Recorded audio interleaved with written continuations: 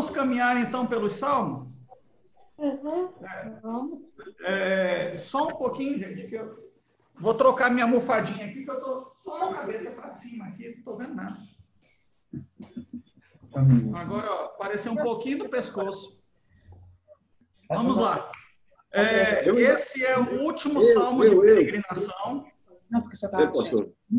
Oi. Ainda me ouvindo? Pode falar, Dário. Estou ouvindo. É porque está vendo assim uma misturada de opiniões e etc., que a gente, às vezes, termina não concordando com algumas colocações, entendeu? Por exemplo, Deus levanta um homem, um servo dele, para orar por alguém. Ele pode dizer, eu vou sair daqui e vou abençoar aquele irmão, entendeu? Ele vai abençoar em nome, tanto faz do Pai, do Filho, como do Espírito Santo. Isso. Senão a gente fica misturando. Mas se essa pessoa, esse suposto homem de Deus, se levanta e chega lá e fala, eu te abençoo em meu nome, ele não está abençoando nada. Não, em meu nome ninguém pode falar. Não, em meu nome ninguém pode falar isso, pastor. Pastor, em meu nome ninguém pode falar. E é isso que a gente está falando, Dário. A gente só pode abençoar o outro em nome de Deus. Né? E Deus aí é trindade, não é só Deus Pai, tá? Por causa das colocações, é por isso que eu levantei esse ponto de vista. Entendeu? Eu estou entendendo que você está questionando. Quando a gente abençoa em nome de Deus aí, não é só nome de Deus Pai. Jesus abençoa, Espírito Santo abençoa, Deus Pai também abençoa. Né? A gente está falando de Deus no conjunto aí de trindade, né? No conceito de trindade, os três juntos. Ok? Pastor. Vamos lá. Sim. Pastor, é o Hélio aqui. Eu entendo assim que a confusão que está tendo é porque a pessoa está achando que tem autonomia de conferir a bênção. Eu já entendo assim que a gente é agente de bênção na vida das outras pessoas através do Espírito Santo e de Deus. Quando a gente vê dessa forma, sai toda essa confusão. Não é que a gente vai ter autonomia, mas a gente, através do mover de Deus, vai servir de bênção para todas as outras pessoas. Excelente colocação. Isso mesmo. Vai ser um canal de bênção. Um canal de bênção. Exatamente. Vamos caminhar no salmo. Sim. Hein, pastor? Só para... Não tem jeito. Isso aí vale a mesma coisa com relação a perdão. A questão da bênção, eu acho que da mesma forma, perdão. Não sou eu. Lógico, humanamente eu posso perdoar o irmão, mas a questão espiritual, o perdão tem que vir de Deus. Não sou eu que tenho que me confessar para uma pessoa para ela me perdoar. É Deus que tem que me perdoar. Não seria nesse mesmo sentido? No sentido de confissão, sim. Eu não preciso de uma pessoa física, uma outra pessoa, para confessar um pecado espiritual. Mas aquilo que o meu pecado feriu a outra pessoa, causou algum dano, eu preciso do perdão da outra, sim. Tá? No que diz respeito à questão do ponto espiritual, é Deus. Da consequência do pecado no meio humano, um pode perdoar o outro ali. Ok? Ok. Vamos caminhar. Foi o menor salmo, mas é o que está mais debatendo, né? Pois é. É um salmo de peregrinação, é o último salmo de peregrinação, é o menor salmo de peregrinação, é o menor desse conjunto, tá? Tem outro salmo com 3 versículos também, mas esse é o menor. Não é o menor salmo, é o menor dentro desse conjunto de peregrinação. O menor salmo é o 117. Tá? Era cantado, esses salmos eram cantados do 120 até o 134, durante as vezes que eles tinham que ir a Jerusalém. A gente tem falado sobre isso, peregrinar para chegar ao momento de adoração, e eles faziam isso 3 vezes por ano, em 3 momentos de celebração e festas, né? Páscoa, Tabernáculos e Pentecostes, ok? Espera aí. É que eu estou ajustando aqui o negócio. Esse período de salmos de peregrinação, esse conjunto aí começa no Salmo 120 e termina no Salmo 134. No 120 ele dá uma localização de Quebar, nós buscamos ao Senhor. Quebar lá na Babilônia, o rio Quebar, quando eles estavam lá na Babilônia. É a primeira referência no Salmo 120. E o último agora, ele está já dentro do templo. É como se ele tivesse realmente percorrido um caminho, tá? De um ponto de escravidão para o ponto de adoração diante do próprio Deus. Tá? Todos esses salmos, os 15 salmos aí, do 120 ao 134, eles vão expressar os sentimentos desse salmista aí durante esse período de peregrinação. Então, eles vão falar sobre ansiedade, sobre medo, sobre júbilo, alegria, contentamento, adoração, perdão de pecados e amor a Deus. A gente passou por eles e vocês viram isso de forma muito clara. Em alguns deles, a Alessandra ficou até com medo, achando que não ia conseguir dormir. Mas era o salmista abrindo o seu coração e falando, o sentimento que eu tenho é esse, e eu vou colocar o meu sentimento, eu não preciso me envergonhar, eu vou colocar esse sentimento nas mãos do Senhor. Tá? Ele encerra, o 134 encerra esse conjunto, essa coleção chamada Salmos de Peregrinação. Algumas traduções vão usar o nome de Salmos de Romagem, porque foram traduzidas a partir da Septuaginta, né, da tradução grega. E da grega, da Septuaginta é a grega, a Vulgata é da tradução latina. Mas não é tão adequado falar que é um cântico de romagem, porque romagem era aqueles que iam para Roma para adorar a Deus em Roma. Por isso o nome de romagem é em direção a Roma. Aqueles não estão indo em direção a Roma, eles vão a Jerusalém. Então, o mais adequado é Cântico dos Degraus ou Cânticos de Peregrinação. E depois desse período aí, a partir do 135, começa um grupo de salmos que vão expressar louvor e gratidão a Deus. Compõe o último livro dos 5 livros de salmos. O livro de salmo que nós temos é dividido em 5 blocos. E aqui começa, então, aí o 5º bloco do livro de salmos, que vai falar especificamente de louvor e adoração a Deus. Qual eram as circunstâncias? Olha, vamos pensar na seguinte cena. Os peregrinos passaram por várias experiências ao longo da jornada. A gente viu isso no decorrer dos salmos, conforme nós fomos estudando os salmos. O destino deles era Jerusalém. Agora eles chegaram a Jerusalém. Eles cumpriram todos os deveres rituais ali de adoração, de entrega de sacrifício, de trazer as ofertas a Deus. Tá? E eles estão se preparando para voltar para casa, certo? É como se fosse assim, amanhã de manhã o grupo sai bem cedinho para voltar para casa, mas hoje à noite ainda dá tempo da gente ir ao templo uma última vez. Essa é a ideia do texto ali, tá? Do Salmo 134. Nós vamos uma última vez ao templo, e aí eles chegam ali de noite. Já prepararam tudo para a viagem, tudo que estava pronto. Amanhã de manhã eles saem bem cedinho e eles vão então para o templo para ter esse último momento de contato ali naquela festa. Tá? A gente vai dividir esse salmo em 2 partes. Tá? Ele vai exortar os sacerdotes a bendizerem o nome de Deus. E, por fim, os sacerdotes, ali no versículo 3, abençoam esses peregrinos aí no retorno da caminhada. Tá? Ele começa assim: venham, bendigam o nome do Senhor, todos vocês, servos do Senhor. É noite ali, e é bom lembrar que, para eles, isso já era o início do dia seguinte. Há uma contagem diferente. O nosso dia começa às 0 hora, não é isso? Para os judeus, o dia termina ao pôr do sol. Então, 6 horas da tarde termina um dia e começa o outro dia.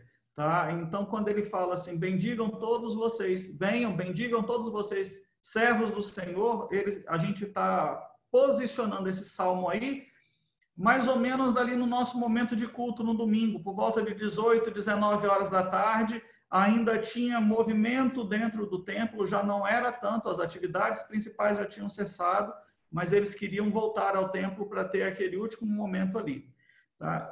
E há uma coisa interessante da gente considerar.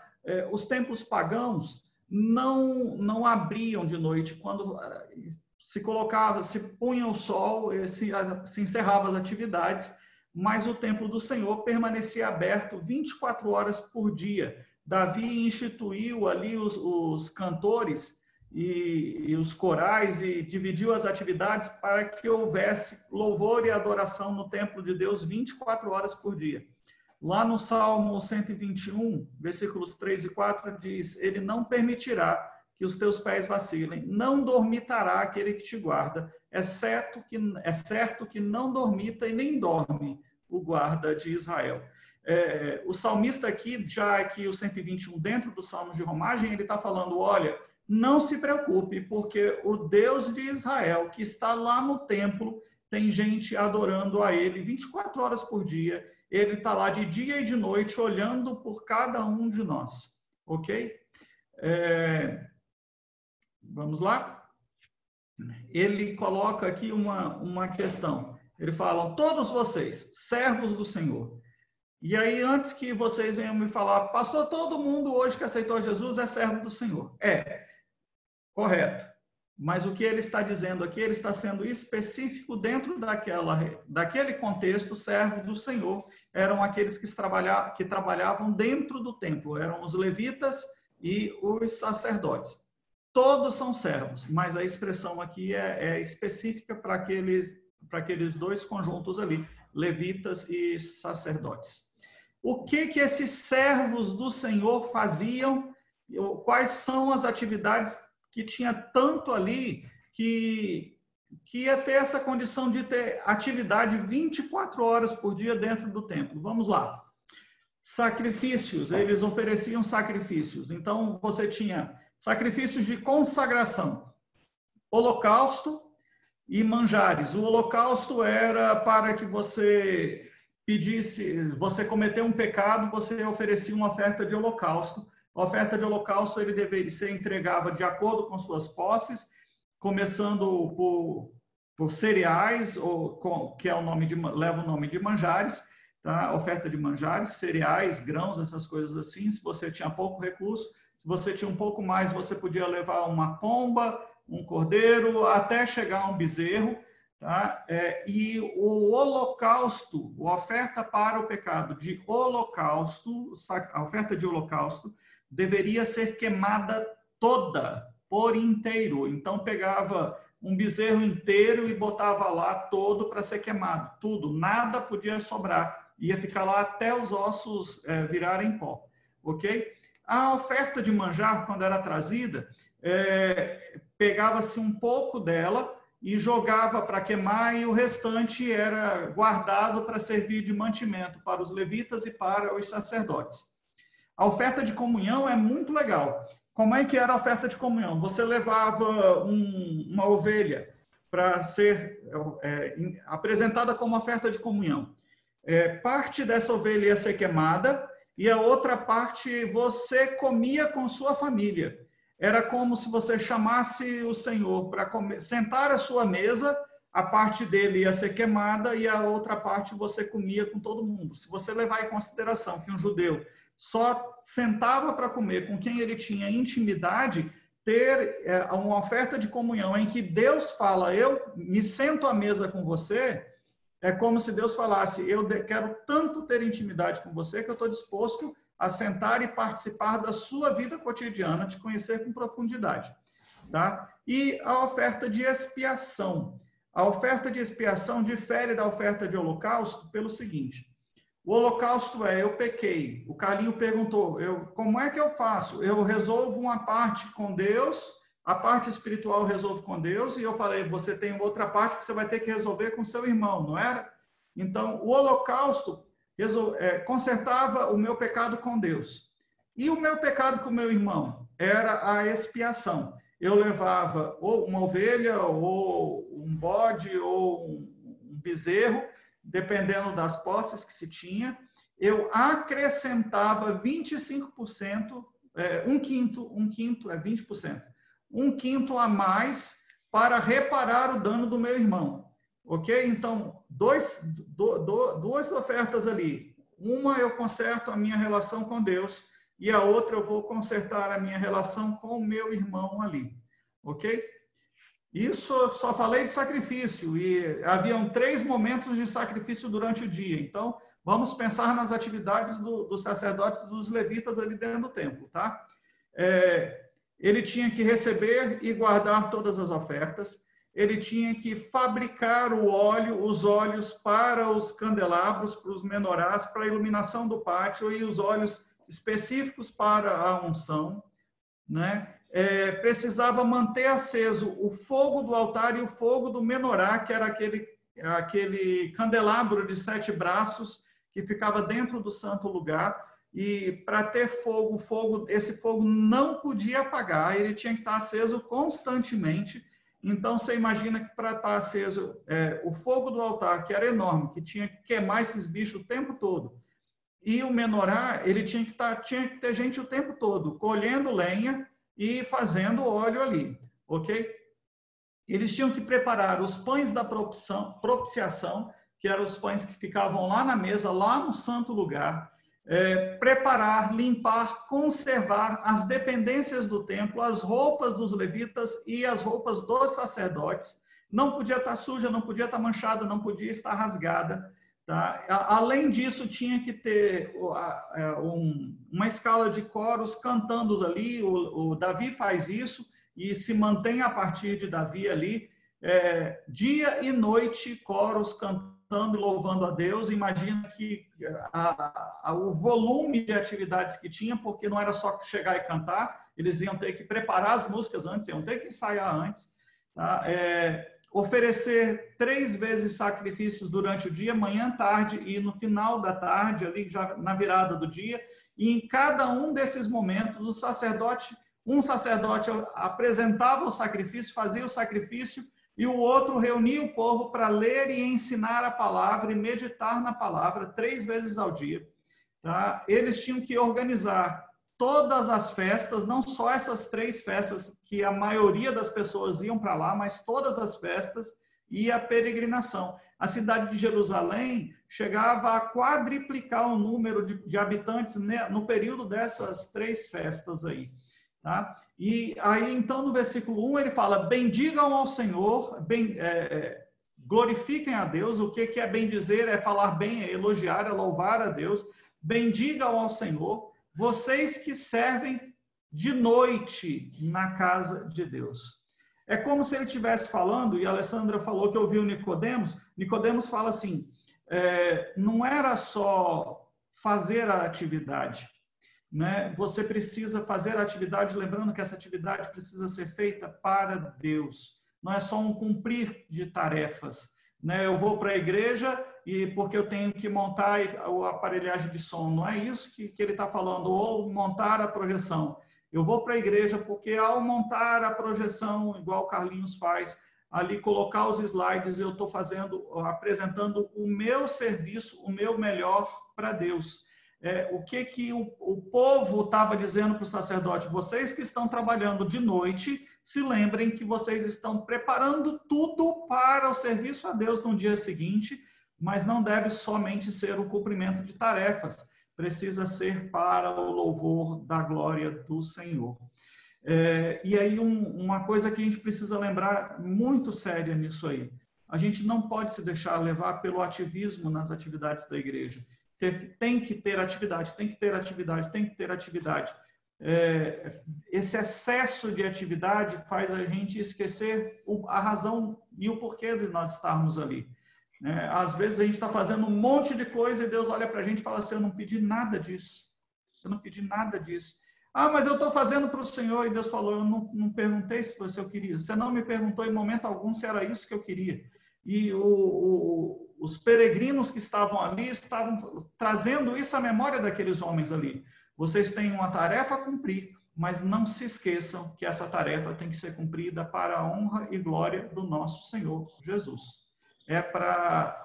Isso é para adoração ao serviço de Deus. Okay? E não obrigação, né? Não por obrigação. Né? E aí, no verso 2, ele fala: levante as mãos em direção ao santuário. Tá? O salmista pede que os trabalhadores coloquem o seu coração naquilo que eles estão fazendo e demonstrem com atitudes. Naquele momento, o templo representava o local de moradia da presença de Deus, ali do próprio Deus. Então, levantem as mãos em direção ao Senhor. Hoje a gente já entendeu, no começo da nossa conversa aqui, que não é mais um local específico. Deus habita dentro do nosso coração e está em todo lugar. Ele é onipresente. Tá? Mas naquele contexto ele está falando, olha, levantem as mãos em direção ao Senhor. É como se ele estivesse falando, olha, eleva seu pensamento e sua alma em direção a Deus.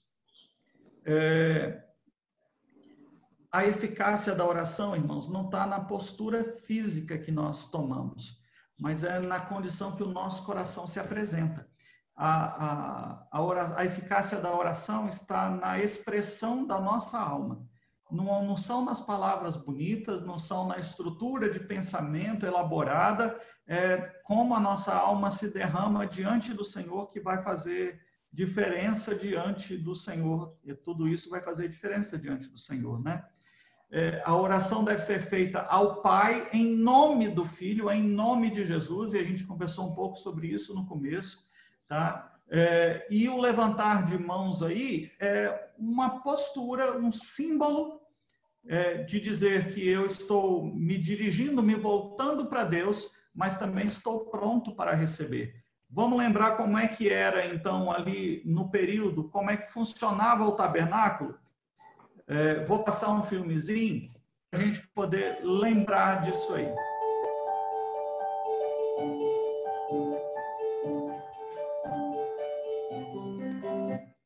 Só dar uma paradinha. Vocês estão vendo o mouse aqui? Esse lado aqui e esse lado aqui era o pátio dos gentios, ok? Quando esse local era o único local que quem não era judeu podia estar. Quando Jesus entra e derruba os cambistas e espalha aqueles que vendiam coisas no templo, ele vem para essa região aqui. E por que que Jesus faz isso?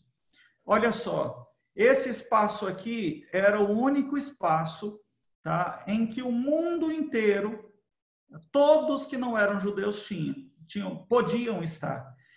Já era um espaço insuficiente para todos aqueles que lá que queriam adorar a Deus. E aí os sacerdotes, na época de Jesus, começaram a alugar e a permitir montar a banquinha. E isso aqui, ao invés de se tornar uma casa de oração, um local onde se busca a presença de Deus, se transformou em um grande comércio, muito mais para atender o judeu, que não queria cuidar do sacrifício, preparar o sacrifício, preferia comprar o sacrifício, tá? Entrasse aqui nessa região, comprasse, não precisava criar ovelha, ele chegava ali, comprava ovelha, já com selo de garantia do sacerdote, entregava para o sacerdote, muitas vezes esse sacerdote nem sacrificava a ovelha, recebia a ovelha ali e vendia de volta a mesma ovelha para ser comprada de novo por outro judeu que viria depois. Por isso que Jesus vem e encerra toda aquela situação. Tá? Esse local aqui, ó, esse primeiro quadrado aqui na frente do templo, é chamado de Pátio das Mulheres, ok? Mas era só judias que podiam entrar. E os homens entravam nesse pedaço aqui, ó. Tá? Depois do Pátio das Mulheres, nesse pedacinho aqui, que era para onde eles levavam, então, os animais para serem sacrificados. Deixa eu continuar rodando o vídeo. Esse telhado vermelho aí era uma parte do Palácio de Herodes. Essas torres aí que estão aparecendo era a Fortaleza Antônia, da onde os romanos vigiavam o templo e para ver se não tinha bagunça. Aí agora o Pátio das Mulheres. Aí lá no fundo ali o altar. Esse portão aí era todo de ouro e chamava-se Portão de Nicanor. Ele dava a entrada para a parte principal do templo, ali até onde é o limite que se ia. Certo? Atrás desse portão aí, o altar do sacrifício, a bacia, o mar de bronze com água para se lavar e os locais para se matar, sacrificar os animais. Tá? A gente vai entrar agora dentro do templo. Retire as sandálias, que é onde você vai pisar é Terra Santa, né? E aí você tem, no primeiro momento, o lugar santo, onde tem o menorá, que são esses candelabros aí, que deveriam ficar acesos o tempo todo, as mesas com os pães da propiciação e o incensário atrás, e lá no fundo, atrás dessa cortina, que aí está transparente, é a Arca da Aliança. Essa cortina não era transparente, tá? As referências vão dizer que ela tinha quase 8 centímetros de espessura. Aqui está transparente para poder a gente ver o que é que tinha atrás dela aí. Ok? Eles pedem isso, fazem essa lembrança aí aos sacerdotes, e agora no versículo 3 ele vai falar sobre a resposta que os sacerdotes e os levitas dão. A resposta deles, eles começam falando, bendigam ao Senhor. E agora a resposta é, de Sião te abençoe o Senhor que fez os céus e a terra. É legal de observar que ele fala, de Sião te abençoe. Tá? A mesma coisa é dita em número 6, na bênção araônica, tá? Na bênção sacerdotal. O Senhor te abençoe, o Senhor te guarde, o Senhor faça resplandecer o seu rosto sobre ti e tenha misericórdia de ti. O Senhor sobre ti levante o teu rosto e te dê paz. É sempre na primeira pessoa. A bênção é individual, né? Segunda pessoa, a bênção é individual, tá? Não é no coletivo, não é o Senhor nos abençoe, é o Senhor te abençoe, é específica, né? A bênção é fruto de um relacionamento individual com o Senhor. Tá? A bênção ela é pessoal, ela é um privilégio, ela é para ser repartida. Quando eu sou abençoado por Deus, eu tenho que dividir a bênção com outra pessoa, tá?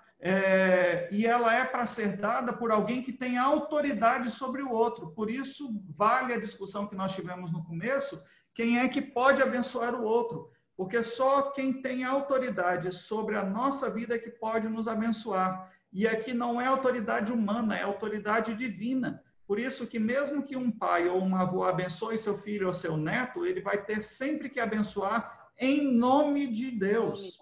Porque a autoridade nos é dada diretamente por Deus para isso aí. Quem abençoa, no final das contas, é o próprio Deus, né? E ele fala lá, de Sião te abençoe.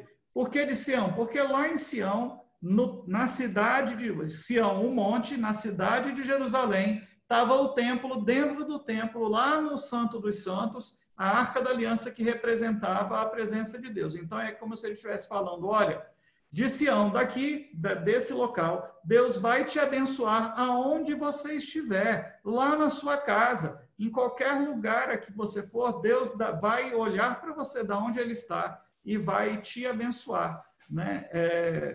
A bênção alcança a todos nós, né? E ele fala lá que fez os céus e a terra, ou em algumas traduções, criador dos céus e a terra. Por que ele fala isso? Quando é usada essa expressão, eu já falei aqui em outros momentos, criador dos céus e a terra significa que Deus tem todo o poder para fazer qualquer coisa, ele tem o poder, a autoridade, ele tem domínio. Tudo é dele, né? E se tudo é dele, só ele tem poder para nos abençoar com alguma coisa. Infinitamente mais. Eu posso estender a mão para abençoar meu irmão, desde que essa bênção seja feita em nome de Deus, porque a bênção vem do Senhor e somente do Senhor. Tudo é dele, eu não tenho nada, tudo é dele, né? Onde é que a gente vê Jesus nesse salmo? Olha lá. Os sacerdotes e levitas eram figuras, eram aqueles que vão fazer uma referência futura a quem seria Jesus. Jesus preparou o local de culto, ele ofereceu o sacrifício e ele se apresentou como cordeiro. Ele levou a sua cruz como um levita levaria, ele se ofereceu como o sacrifício ali, ele se colocou no altar como um sacerdote colocaria o animal, e ele é a oferta voluntária. Então, ele assume aí, nesse salmo, a figura de levita, do sacerdote e da própria oferta, que se derramou, que derramou seu sangue para nos perdoar, para nos trazer o perdão dos pecados, né? Depois da morte, ele se assenta à direita de Deus e começa a interceder por nós. É interessante porque no passado, aqui no período dos Salmos, o mediador era o sacerdote. Ele ouvia o povo e levava os pedidos do povo a Deus. Tá? Hoje é Jesus. Jesus vai alcançar o que a gente vai dizer que é um ministério tríplice. Ele vai assumir a função de rei, aquele que governa sobre todo o reino de Deus. De sacerdote, ele nos escuta e leva as nossos pedidos ao Senhor. E de profeta, escuta Deus e fala conosco, rei, profeta e sacerdote. Ele é o único mediador entre os homens. Através dele, somente através dele é que nós podemos ir a Deus e sermos abençoados pelo Pai. Hoje, o Carlinhos fez essa pergunta, não há mais sacerdote, o Carlinhos e o Demas, não há mais sacerdotes dentro daquela configuração original ali do Velho Testamento.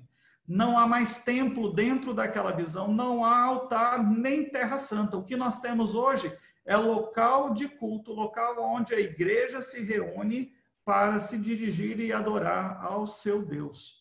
Tá? 1 Pedro, capítulo 2, versículo 5, vai dizer isso. Também vós mesmos,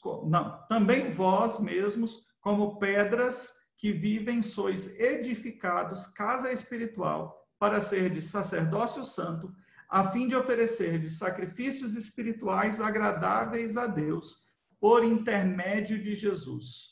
E 1 Pedro, capítulo 2 ainda, no versículo 9, vai dizer assim, vós, porém, sois...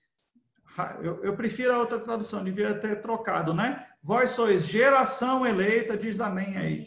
Geração eleita, sacerdócio real, nação santa, povo de propriedade exclusiva de Deus, a fim de proclamardes as virtudes daquele que nos chamou das trevas para a sua maravilhosa luz.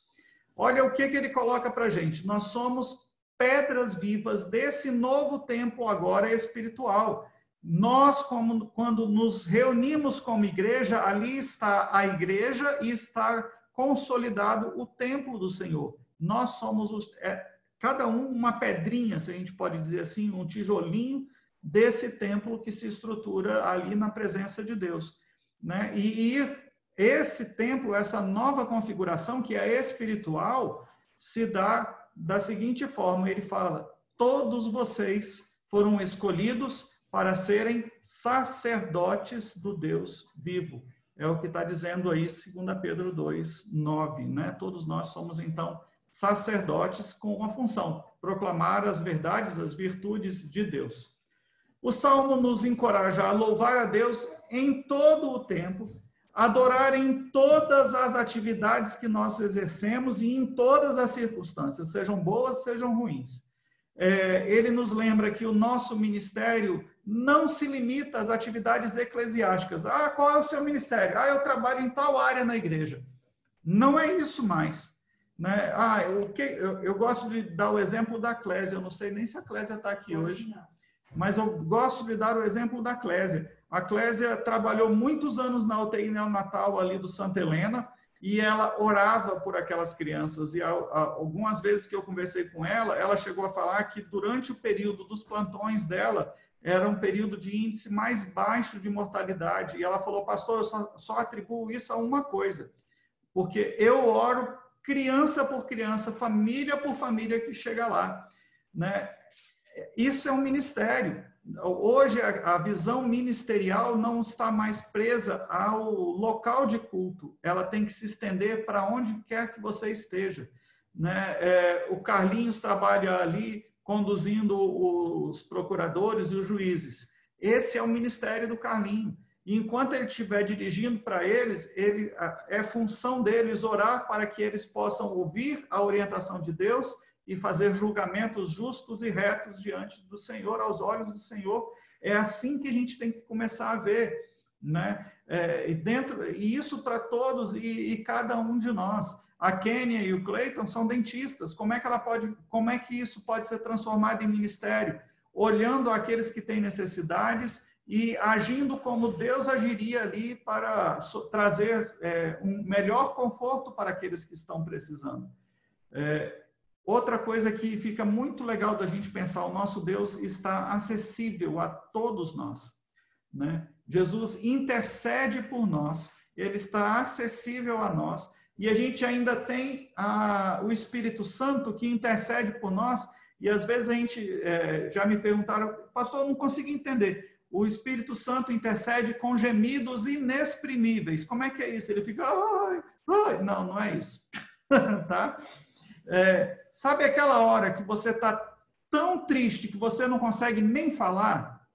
O Espírito Santo que está dentro de você se dirige ao Pai, entende a sua dor, o seu gemido que muitas vezes não consegue ter som, e ele leva para Deus. Da mesma forma, às vezes você está tão feliz que você fala, eu não tenho nem o que dizer. O Espírito Santo lê o seu coração e leva para o Pai aquela expressão de gratidão que você não conseguiu expressar verbalmente ali, né?